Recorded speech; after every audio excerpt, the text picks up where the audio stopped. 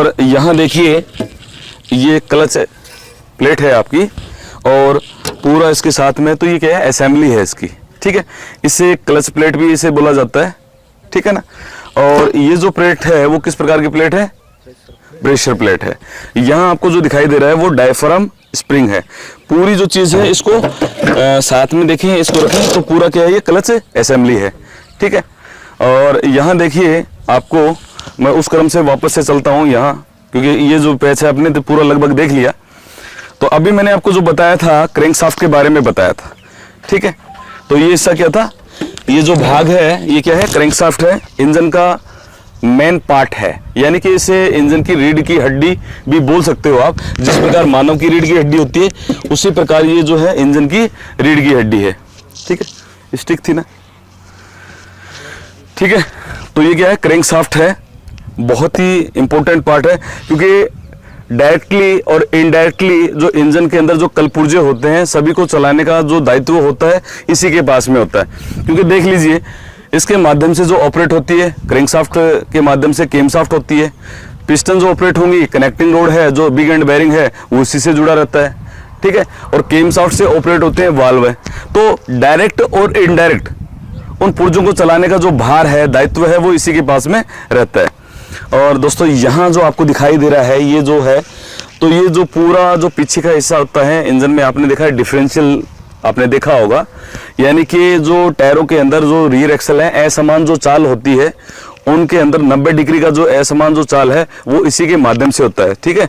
तो इसमें देखिए जो गियर वगैरह है वो बने हुए हैं, तो ये क्या है, डिफरेंशियल है, ठीक है। सभी पार्ट्स हैं छोटे छोटे, इसके कोई बेरिंग्स वगैरह हैं, तो ये सारे क्या है, डिफरेंशियल का ही ये हिस्सा है।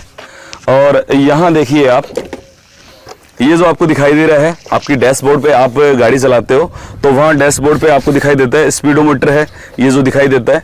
और यहाँ है ये जो फ्यूल मीटर है, आपको पता चलता है कि इम्पटी है या बीच में है, तो आपको पता चलता है कि आपकी जो फ्यूल टैंक है वो आधा है और फुल ऊपर लिखा हुआ है।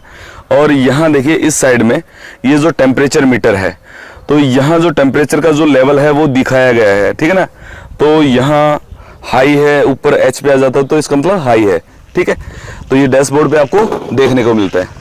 और ये जो दिखाई दे रहा है, ये जो हिस्सा है, ये जो फ्लोट है फ्यूल टैंक के अंदर तैरता रहता है, यानी कि जो फ्यूल की अंदर ये मोटर होती है, ठीक है। तो उसका जो लेवल है फ्यूल का वो इसी के माध्यम से प्रदर्शित होता है। और मैंने आपको बताया था ये जो हिस्सा है ये क्या है, एयर क्लीनर है। ये जो एयर क्लीनर है ये कैसा है, ड्राई एयर क्लीनर, यानी कि सूखा एयर क्लीनर। प्राय दो प्रकार के होते हैं, ड्राई और वेट। वेट एयर क्लीनर में ऑयल भरा रहता है और ड्राई जो होता है बिल्कुल सूखा होता है, ठीक है ना। तो ये किस प्रकार का है, ड्राई एयर क्लीनर है। इसे वायु शोधक भी बोलते हैं, क्या बोलते हैं, वायु शोधक के नाम से भी इसे जानते हैं।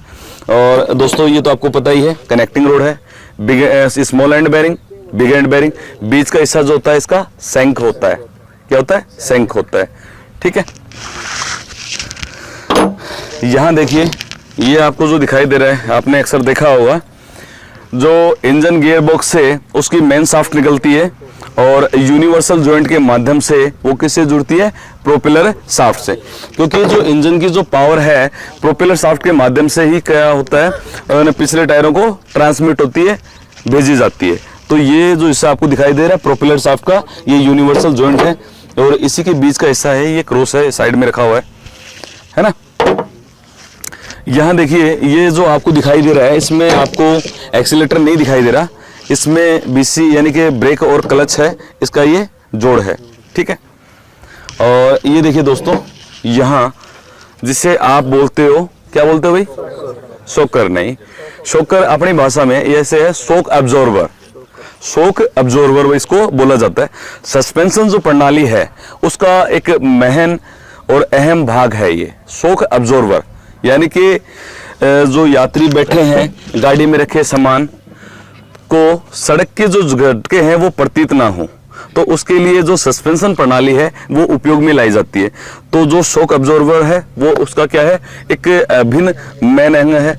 और आपने देखा होगा उसमें पतली पतली स्प्रिंग्स रहती हैं जिसे लीफ स्प्रिंग के नाम से जाना जाता है, आप शायद उसको कबाड़ी या पट्टा के नाम से भी आप जानते होंगे, ठीक है। तो वो भी क्या है, सस्पेंशन प्रणाली का एक महन अभिन्न अंग है। तो यहाँ देखिए ये जो आपको दिखाई दे रहा है क्या है, ये फ्लाईव्हील नहीं है, ठीक है।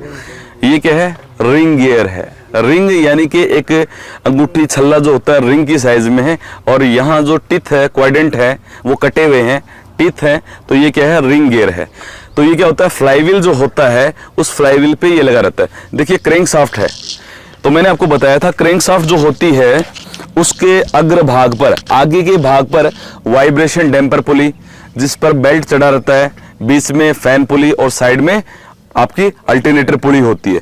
जो पश्च भाग है, पिछला भाग, यहाँ क्रैंकशाफ्ट का पिछला भाग होता है, तो यहाँ फ्लाईव्हील लगा रहता है, गति पालक चक्र, या हिंदी में बोले तो मक्खी का पहिया।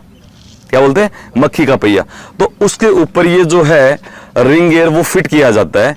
तो रिंग गियर फिट रहता है तो क्या होता है कि जैसे ही आप इग्निशन स्विच को ऑन करते हो, चाबी लगाते हैं, उसे क्या बोलते हैं, इग्निशन स्विच। इग्निशन स्विच को ऑन करते हो तो जो सेल्फ स्टार्टर का जो पिनियन है, यहां देखिए, ये जो सेल्फ स्टार्टर है इसका जो पिनियन है आगे की ओर आपको दिखाई दे रहा होगा, पिनियन, ये आगे बढ़कर और इस रिंग गियर से क्या हो जाता है, मैश हो जाता है। क्या हो जाता है, मैश हो जाता है, और इसको क्या कर देता है, घुमा देता है। फ्लाईव्हील को घुमाएगा, क्रैंकशाफ्ट घूमेगी, और क्रैंकशाफ्ट से जुड़े हुए संपूर्ण जो कलपुर्जे हैं वो घूमेंगे। इंजन क्या हो जाएगा, चलनेमान हो जाएगा, गतिमान हो जाएगा। समझ में आई बात को। तो ये जो है इसको बोला जाता है रिंग गियर। क्या बोला जाता है, रिंग गियर। कहाँ लगा रहता है, ये फ्लाईव्हील के ऊपर, यानी कि क्रैंकशाफ्ट के पश्च भाग पर क्या रहता है, फ्लाईव्हील, और अग्र भाग यानी कि फ्रंट में लगा रहता है जो वाइब्रेशन डैम्पर पुली, जिसे कंपन अवमंदक के नाम से भी जाना जाता है। ठीक है, तो दोस्तों यहाँ आपको काफी समझ में आया होगा। और देखिए ये जो हिस्सा है आपको पता है ये गियर असेंबली है, पूरी क्या है, गियर असेंबली है। तो मैं आपको बताऊं कि गियरों को जो है 3 प्रकार से विभाजित किया गया है, बांटा गया है। ठीक है, स्पार गियर, हेलिकल गियर और डबल हेलिकल गियर, या हैरिबोंग भी बोलते हैं डबल हेलिकल को। तो यहां देखिए इस गियर के अंदर ये जो पूरी परिधि के अंदर समांतर दांते कटे हुए हैं, यानी कि इनकी जो जगह दूरी है वो भी क्या है, बराबर है, समांतर है। तो इस प्रकार का जो गियर होता है वो क्या होता है, स्पार गियर। ठीक है, और यहां देखिए ये जो गियर है ये क्या है, हेलिकल गियर। हेलिकल गियर यानी कि एक परिधि में समांतर तो दूरी है इनकी, ठीक है, लेकिन जो दांते होते हैं एक विशेष कोण, एंगल, देखिए एक विशेष कोण दिखाई दे रहा है ना, एंगल ये कटा हुआ है इसके अंदर, तो ये जो है हेलिकल गियर है। और यहाँ जो डबल हेलिकल का है वो आपको उदाहरण यहाँ दिखाई नहीं दे रहा है। उसमें क्या होता है कि उसमें जो दांते होते हैं, आधे तो दांते होते हैं वो उल्टे होते हैं और आधे क्या होते हैं, सीधे होते हैं। तो ये पूरी जो दोस्तों है इसे पूरी को गियर असेंबली बोला जाता है। और यहाँ आपको जो दिखाई दे रहे हैं वो क्या है, एयर क्लीनर का जो हिस्सा है, इसके अंदर का जो एलिमेंट है वो है। ठीक है, आजकल जो एयर क्लीनर है वो किस प्रकार का प्रयोग हो रहा है, ड्राई टाइप हो रहा है, तो उसके अंदर का जो एलिमेंट है वो इसके अंदर आपको जो दिखाई दे रहा है वो यही है। और ये जो हिस्सा आपको जो दिखाई दे रहा है, देखिए जरा, इसे ब्रेक सर्वो भी बोला जाता है, वैक्यूम बूस्टर या ब्रेक बूस्टर के नाम से भी इसे जाना जाता है। ठीक है, तो ये क्या है, सर्वो है। ठीक है, वैक्यूम बनाने का जो काम है इसी के ऊपर दायित्व रहता है इसका, है ना। और यहाँ देखिए ये वाला जो है क्या है, रेडिएटर। अक्सर जो आपके बड़े इंजन है, हैवी कॉमर्शियल व्हीकल से लाइट मोटर व्हीकल हैं, बड़े वाले जो इंजन जो पानी के द्वारा ठंडे होते हैं, तो वहाँ उसका क्या है कि एक अभिन्न अंग है ये भी रेडिएटर कूलिंग सिस्टम का। छोटे इंजनों के अंदर तो आपने देखा है, आपकी जो बाइक्स हैं तो उनके जो इंजन होते हैं वो एल्युमिनियम अलाय के बने होते हैं, तो उन पे फिन्स बनी रहती हैं सिलेंडर हेड और ब्लॉक के ऊपर।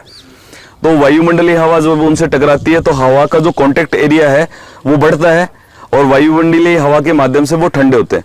लेकिन जो बड़े इंजन है तो उनके ऊपर जो कार्य क्षमता का जो भार है वो ज्यादा है, क्योंकि उनको पता है कि आपको जो सवारी है एक स्थान से दूसरे स्थान पर ले जाना, या फिर ये मान लीजिए कि जो सामान है किसी भी प्रकार का है, जो गुड्स है वो एक स्थान से दूसरे स्थान पर ले जाना, तो उनके लिए हवा मात्र से केवल वो ठंडा हो सकता है क्या, नहीं हो सकता। तो वहां जो यूज होता है वाटर कूलिंग सिस्टम यानी कि शीतलन जो प्रणाली है वो प्रयोग होती है। तो ये है रेडिएटर, उसमें एक मुख्य हिस्सा है रेडिएटर होता है, होज पाइप होता है, वाटर पंप होता है, ठीक है। और सिलेंडर हेड और ब्लॉक के अंदर क्या होती है, वाटर जैकेट्स बने रहते हैं। तो यहाँ देखिए ये जो हिस्सा है रेडिएटर का अपर टैंक है, और सेम इसके नीचे जो आपको दिखाई दे रहा है वो क्या है, लोअर टैंक है। तो यहाँ दोस्तों ये देखिए इसके जो यहाँ देख रहे हैं ये दो वे आपको दिखाई दे रहे हैं, दो मार्ग आपको दिखाई दे रहे हैं। तो ये जो आपको दिखाई दे रहा है लोअर टैंक से, तो यहाँ से होज पाइप के माध्यम से इंजन के ऊपर जो फैन है, फैन पुली के जस्ट पीछे होता है वाटर पंप। तो वाटर पंप क्या करता है, लोअर टैंक से उस पानी को खींचता है और इंजन के अंदर क्या कर देता है, भेज देता है। ऐसे थोड़ी भेज देगा, वाटर जैकेट्स बने रहते हैं, नहीं तो पानी ऑयल के साथ में मिक्स हो जाएगा। तो वाटर जैकेट्स में वो पानी चला जाता है और वहां से जो इंजन सिलेंडर होते हैं जिनके अंदर पिस्टन चलती है उनके चारों ओर क्या बने रहते हैं, वाटर जैकेट्स। और वहां से घूमकर वो पानी इंजन का जो ऊपर का हिस्सा होता है, जो आउटलेट वे होता है, मार्ग होता है, वहां से वो पानी रेडिएटर के इनलेट मार्ग में। अब देखो भाई साहब यहाँ से पानी निकला तो ये तो क्या हो गया, रेडिएटर का आउटलेट, और इंजन के अंदर पानी जा रहा है तो इंजन का इनलेट। अब इंजन से वो गर्म पानी बाहर निकलेगा तो वो क्या होगा, इंजन का आउटलेट, और इसके अंदर जब पानी जाएगा तो ये इंजन का क्या, सॉरी रेडिएटर का इनलेट होगा। तो देखिए सीधी सीधी आपको दिखाई दे रही है, इन ट्यूबों में पानी जाता है, और जो आड़ी पड़ी हुई आपको जो दिखाई दे रही है ये क्या होती है, फिन्स होती है पतली पतली। तो ट्यूबों में पानी जाता है, वायुमंडलीय जो हवा है वो फिन्सों से टकराती है और पंखा हवा को अंदर की ओर खींचता है। इस प्रकार जो पानी है वो ठंडा होता रहता है और ये प्रोसेस चलती रहती है। एक चीज और, कई बार ये पूछ लेते हैं कि साहब रेडिएटर कितने प्रकार के होते हैं, तो मैं आपको सामान्य तौर पे बता दूं कि रेडिएटर जो है इनकी जो संरचना के अनुसार 3 प्रकार के होते हैं, जिनमें सीधी सीधी ट्यूब होगी और सीधी सीधी फिन्स होंगी, वो क्या होगा, ट्यूबुलर टाइप। यानी कि आड़ी तिरछी जो आपको दिखाई दे रही है ये जिग टाइप की जो संरचना उसमें नहीं होती, सीधी ही ट्यूब होती है और सीधी ही फिन्स, तो वो होता है ट्यूबुलर टाइप। यहाँ जो आपको रेडिएटर दिखाई दे रहा है इसमें देखिए विद्युत धारा की तरह ये जिग सा जो चिन्ह है आपको दिखाई दे रहा है, ये होता है गिल्ड टाइप रेडिएटर। कौन सा होता है, गिल्ड टाइप। और तीसरा होता है हनी कोम्ब। हनी कोम्ब यानी कि हनी यानी कि शहद, कोम्ब मतलब छत्ता, मधुमक्खी के छाते के समान। आजकल अपने जो कूलर्स हैं उसके अंदर आप देख रहे होंगे पैड आ रहे होंगे, तो वो हनी कोम्ब पैड ही आ रहे हैं, तो उस संरचना का वो होता है। तो संरचना के अनुसार इसको 3 तरीके से बांटा जा सकता है। ठीक है दोस्तों, तो आज की जो जानकारी है तो आपको समझ में आया होगा कि इंजन के जो मेन हिस्से हैं कौन कौन से हैं। ठीक है, तो आज के लिए बस इतना ही।